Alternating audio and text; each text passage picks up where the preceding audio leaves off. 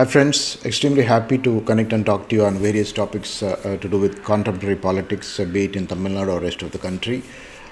Curating an English playlist primarily targeted on the non-Tamil speaking audience. I'm sure you'll find it useful if you are a non-Tamil speaking person.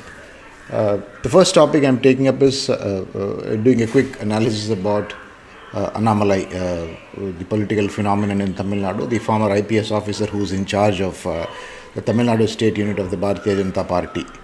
Annamalai is running a big marathon and he is conscious of the fact that he is running a marathon, but will he succeed in this marathon or will he complete this marathon is the topic we are analyzing today. First things first, Annamalai was probably, to use the classic parlance, was parachuted into the Tamil Nadu unit of the BJP by none other than the top leaders of the BJP, the Prime Minister Narendra Modi, B.L. Santosh, who's from Karnataka and who identified Annamalai even while she was an IPS officer in South Karnataka.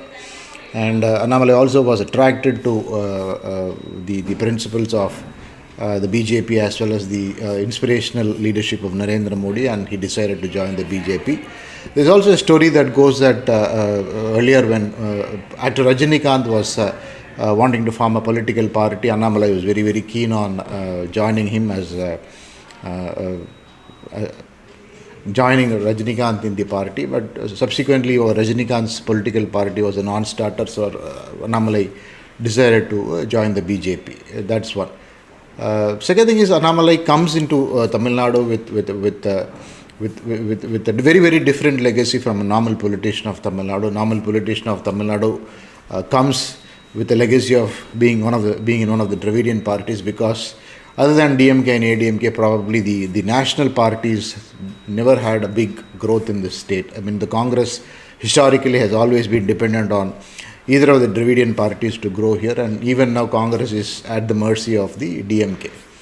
And in that sense, Annamalai was seen as a rush of fresh blood into the state politics, somebody who comes from a classic middle class background, somebody who did his engineering in PSG College of Technology, subsequently went to IIM to finish his MBA, and later on joined the services, was a very, very popular and widely appreciated police officer in the South Karnataka districts, had worked in various capacities across Karnataka, almost to the point that he really was admired by many politicians cutting across party leaders in Karnataka.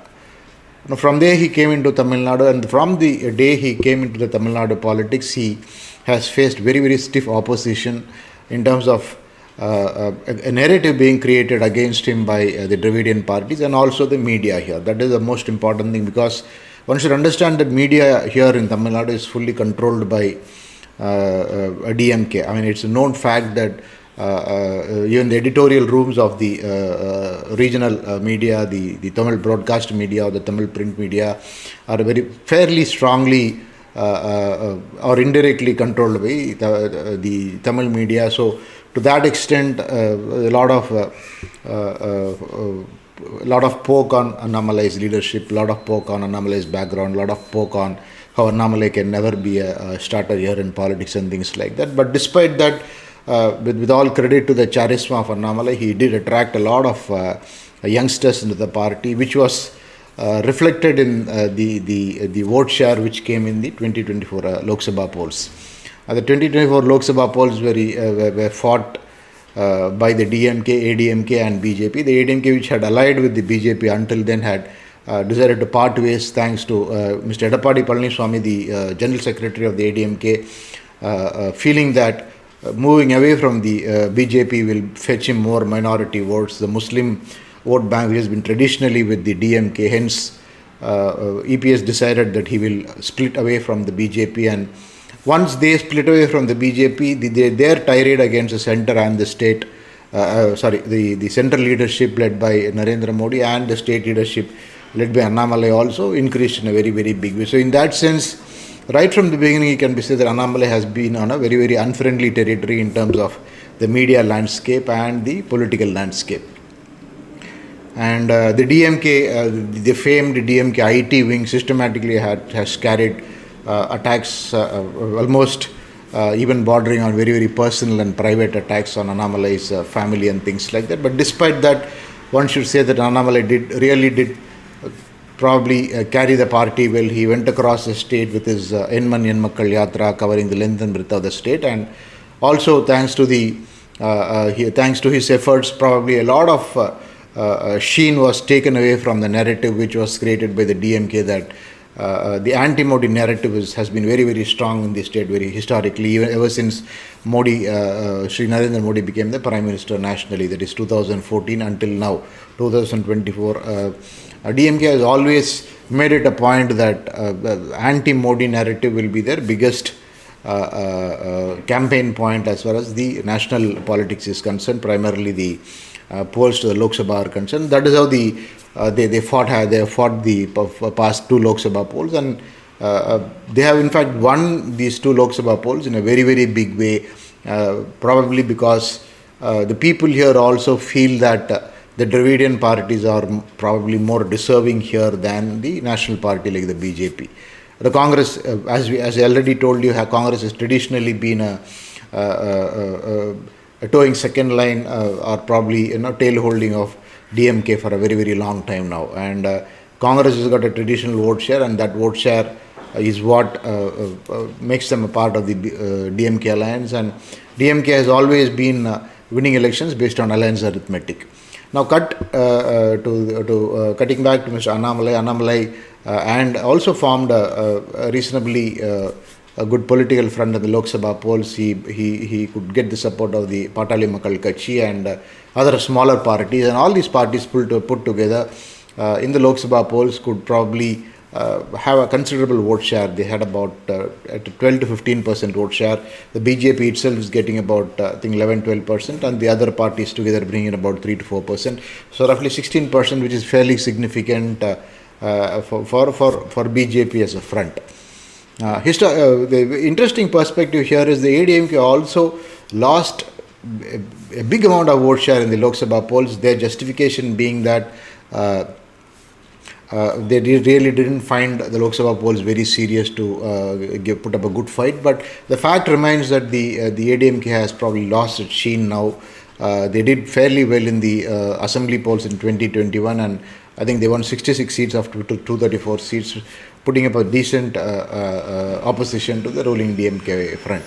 But post that, I think Edappadi Palaniswamy has been facing number of challenges in terms of challenge to his own leadership from within the party, rival factions taking away votes, and the Mukulator caste factor, which is a predominant caste in southern districts, moving away from the party and probably being with people like TTV Dinakaran, who has his own party, and the rival ADMK faction, which is led by O. Pannirselvam.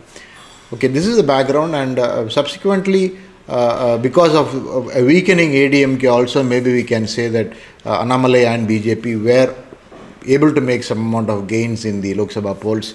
Many constituencies, ADMK was pushed to the third place, and significantly in places like Madurai Lok Sabha constituency and South Chennai Lok Sabha constituencies and few other Lok Sabha constituencies, BJP could take second place after the DMK win, and ADMK was pushed to the third place. Now, this is the kind of spectacular performance led by Annamalai in the Lok Sabha polls, and post that Annamalai immediately had to go overseas for his political science course in Oxford University. He's just come back. So this interregnum or the interim gap has probably changed a bit of a political landscape in Tamil Nadu. Actor Vijay, who is a fairly popular actor and someone who is in the peak of their career, has come to politics. He's launched his own party known as the Tamil Vetri Kachi, the TVK party, and he's also made a proclamation that his party will contest all the 234 assembly seats in the state, and anybody who accepts them as a primary party or accepts Vijay as a primary leader will or can be a part of the front. Now, that is a big change in dynamics here, and youngsters who were flocking to BJP under Annamalai's leadership, I think some of them, it is told or it is at least trumpeted by the Tamil media that a lot of youngsters will move to Vijay's party or vote in favor of Vijay rather than voting in favor of Annamalai. So that is challenge number one. The narrative is again shifted. As I said, the media here has been very, very unfavorable to Annamalai, and media here also is playing very, very favorable to actor Vijay, almost to the point that you have a lot of YouTube channels and veteran journalists claiming that even in his first assembly poll in 2026, Vijay's party without an alliance will score anything like 20 to 25%, which has never happened to any regional party or any first-time politician in the entire country. One should remember that as a backdrop. No actor who came into politics, who ventured into politics in the country, probably except with the exception of N.T. Ramarao in the old days, N.T. Ramarao when he formed the Telugu Desam party, I think rode to power in an anti-Indira or anti-Congress wave in the United Andhra Pradesh then. But after that, I think no actor has got that kind of a huge share in votes. But fortunately or unfortunately, the Tamil media is giving a lot of hype about Vijay, and it is almost to the point that a whole lot of people say that Annamalai is not even in the race now. The race is hotting up between Vijay and the Dravidian parties, DMK on the top and ADMK on the second. So this is the first challenge for Annamalai. Annamalai he has to stay relevant in this entire political race. He has to stay relevant in terms of being in the top of the mind, which he has been till date. He's probably been a darling of the media, because he gets TRPs like no other regional leader here. So the Tamil media likes to poke him and get responses and probably shoot it out for TRP, which has been going on now, and it is going on even now after Annamalai returned from London. That is one. Number two, there has been a lot of so the Vijay factor, how Annamalai handles the Vijay factor, or how the regional BJP or the Tamil Nadu BJP overrides the Vijay factor of the TVK party and stays relevant in the discourse is very, very important. Here again, there is a difference in hue and color. The BJP continues to be a national colored party, whereas TVK, going by Vijay's utterances, very, very clearly is a softer version of DMK is what it looks like, because he also talks about opposing governor, federalism, secularism, minorities getting preference, abolition of work board, opposition to NEET as an exam, and a whole lot of things like that, which is very, very striking to similar to what the DMK has done. So that, in terms of a political color, there's a vast difference. So the fight is primarily probably for the charisma, whether Annamalai will remain more charismatic or probably Vijay will overtake Annamalai in the people's mind space in terms of charisma. Secondly, I think Annamalai also faces a lot of trouble from within. Probably a lot of Annamalai fans or may not like it to be told that fortunately or unfortunately he's been not too good judge of people who are very, very close to him, and that has brought him a lot of trouble right from the beginning. They've been internecine trouble in the party. People who are proximate to him get into controversies. Of course, it is not his responsibility at all, but that gives again, see, politics is all about perception, and here, particularly in Tamil Nadu, when all political parties and the media are ready to exploit any trouble for Annamalai, I think it is only probably very, very important for him to be very, very cautious on that front.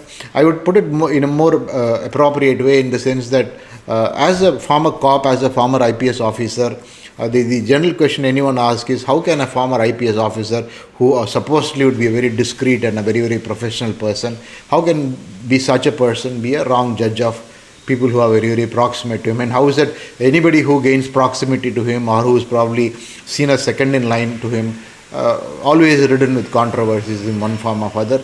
Like it or not, this is a perception which is very strong even within the party. The party also is undergoing a lot of tumult with people being thrown to the wolves because of their views. There's one YouTuber called Maridas, who is based out of Madurai, who keeps firing ammunition against Annamalai and keeps feeding the anti-Annamalai rhetoric and the views within the party and things like that. But all said and done, the national leadership is strongly behind Annamalai, and that should be a big blessing in disguise for him. In fact, the former governor of Telangana, Tamilsai Soundarajan, tried probably to cut Annamalai to size, and she probably wanted to become a state party leader after her loss in the Lok Sabha elections for the South Chennai constituency. So that again, probably there were reports that she was publicly reprimanded by Amit Shah in the swearing-in ceremony of Andhra Chief Minister Chandrababu Naidu. But again, she keeps having her say in the media by giving probably opposite views to what Annamalai says. But Annamalai has handled her very, very diplomatically and said that she's a very, very senior person in the party and she will guide him to probably better levels and things like that. This is one, the party internecine squabbles are another thing. But the more significant challenge, which probably not many people speak about, is how people who voted in favor of Modi in 2024 will vote in the 2026 assembly polls. One should remember that cutting across party lines, despite all the anti-Modi rhetoric by the Dravidian parties, by the DMK here, there is one group of people, probably it can be 3% of votes, 4% of votes, which are polled only because Mr. Modi has got a stature. Mr. Modi is seen as a person who's probably one of the tallest leaders in contemporary India, who does good for the country and things like that. So in that sense, those 3-4% votes which went to BJP are probably not hardcore BJP member votes, but probably they are general public votes, people who feel that Modi is a very, very worthy of a prime minister person and there is no other person to match him in terms of fitting the shoe of a prime minister. So if those 4%, 3% votes decide that they probably will look as to who is a better chief minister, then probably BJP may not poll that high percentage of votes which they polled in the Lok Sabha polls. That is a huge challenge because apart from any incremental growth from the Lok Sabha poll base, Annamalai also has to address as to where from this 3-4% votes will come, and not just that, it is also as to see, people vote for chief ministers, people voted for Jayalalitha, people vote for MGR, people vote for Karunanidhi, people would vote for MK Stalin, Edappadi Palaniswamy. So if people have to feel that there is a probability that Annamalai can be chief minister, that is the only way they'll vote for the BJP. If people think that no, there is no remote possibility of Annamalai being a chief minister, why should we waste our votes? We'll probably rather vote for somebody who will be chief minister. Whom do we do not want to be chief minister, then in that case whom do we vote for? So in that sense, the votes would probably go for MK Stalin, Edappadi Palaniswamy, and probably even to Vijay, because of this media hype that Vijay is going to get about 20-25% votes. So that will also mean that there is going to be a significant drain of votes from the BJP's vote share in 2024 polls. How Annamalai will address it, or how Annamalai will probably reassure people that there is a still chance for BJP to form the government or BJP person to be a chief minister and things like that. I think that is very, very important. One should remember that Patali Makal Kachi leader Anbumani Ramadas in fact ran an entire political campaign in an earlier election saying that Matram Munnetram Anbumani, where he was projected as a chief minister in a very, very big way across the state. They conducted a very, very spirited campaign. They used PR agencies to run a spirited campaign, but despite all that, because people didn't have this feeling, the probability that this person will become a chief minister, PMK couldn't poll as much, any significant incremental votes never came to the PMK in that election. So that could be a big lesson which could happen. If you infer from that, the same could happen to BJP in 2026 assembly polls as well. Again, here I'm discounting a lot of charisma factor for Annamalai. Of course, there is a huge set of people who here say that Annamalai is chief minister material. One day he'll be a chief minister. It is a matter of time. And even in the 2026 polls, Annamalai's charisma will bring in a whole lot of votes for the Bharatiya Janata Party in the state, making it probably one of the very, very strong contenders to power. There is also this backroom teams which keep saying that only all BJP is to crack in Tamil Nadu is only about 30-40 assembly constituencies, and if they work very, very hard and focus only on 30-40 assembly constituencies, I think then the fate of Tamil Nadu will be very, very different, almost to the point that there will be a hung assembly here, and BJP, like what happens in many states, will be a kingmaker here, deciding as to who will be the chief minister and things like that. So all these are permutations and combinations, and of course these permutations and combinations are very, very wide open. But the biggest challenge for Annamalai is to probably tide over these numerous challenges which he is facing now, and which probably will continue until the assembly elections in 2026. Another important challenge, or another important perception game where the BJP might be tested, is the fact that despite so much of noise against corruption, despite so much of noise about DMK being corrupt, the first family being corrupt. Even on the Lok Sabha polls campaign, I think even none other than the Prime Minister Modi spoke about DMK's corruption, first family's corruption, and he vowed that they'll be punished and things like that. There's been numerous raids by the enforcement directorate by former politicians and present day politicians, most of them for the DMK, some of them even sitting ministers now. But the conviction rate has in any of those has been pathetically low, except probably the case of Sendil Balaji, who has been tried and arrested and now is out on bail in one of the transport scams which he committed during the former ADMK government. Despite that, I think people have not seen any action on the conviction front as far as the central agencies are concerned. That could become a huge challenge, because there is also a subliminal theory going around in people that, see, look here, BJP only talks about beating corruption and things like that, but otherwise a lot of times they probably are just mute spectators. All these nonsense are only for public perception and election campaign. Other than that, BJP really doesn't bother about handling corruption here and things like that. That image is there even amongst a lot of BJP loyalists, amongst a lot of Narendra Modi loyalists, amongst a lot of Annamalai loyalists as well. People may not speak it out openly, but one has a discussion, one has a dialogue with a cross section of supporters. You'll very, very clearly see that there's tremendous amounts of dissonance on this particular front, and that dissonance is only growing by the day. Even Sendil Balaji, who was shot to be convicted after a trial by the enforcement director, is out on bail, and Sendil Balaji in fact will be one of those spirited campaigners for the DMK's comeback in 2026. So that is the irony of the situation. That besides a lot of other, there was a sand mining scam which was spoken about, very, very big. There were talks that the magnitude of the scam is about 20,000 crores and things like that. But after all the hue and cry, nothing has happened in terms of that front.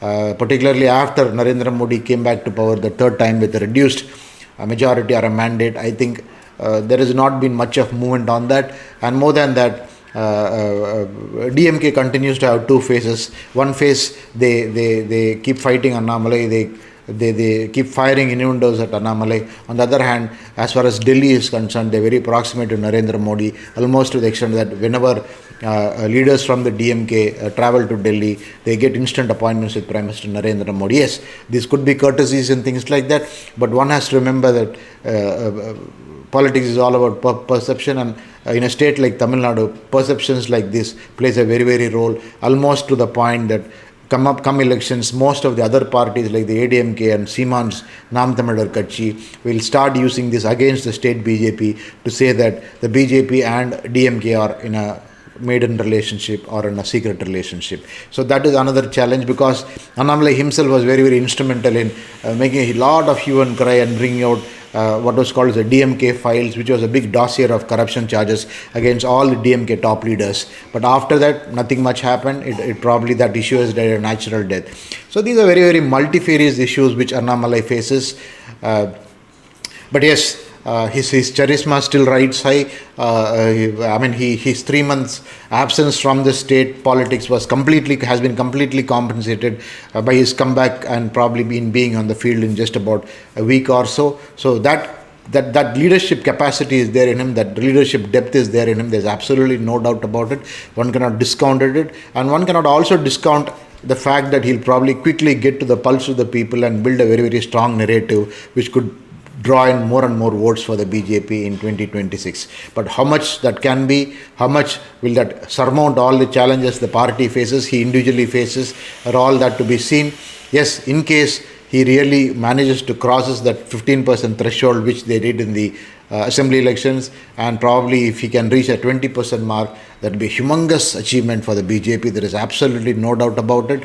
But that would also means that the ADMK is completely losing relevance in the state politics, which again will alter the political landscape of the state. We will know about all that in the 2026 assembly elections. As of now, yes, it looks like the ADMK is pretty weak. After a huge lull, I think Edappadi Palaniswamy is back on the field, visiting flood-affected areas in the northern Tamil Nadu. I think that is seen as a very, very welcome thing by a lot of ADMK people.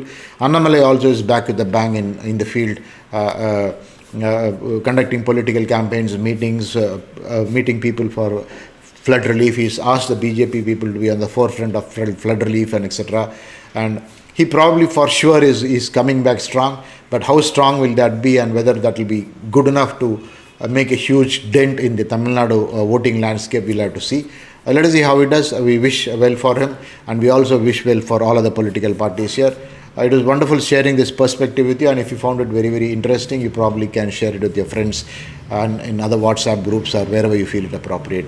It is always a pleasure connecting with you and speaking with you on such topics. I'll probably continue posting more videos in English, and probably create a playlist in English in this channel which you think which could be very, very useful. Thanks for your time. I'll see you soon. Thank you. Vanakkam.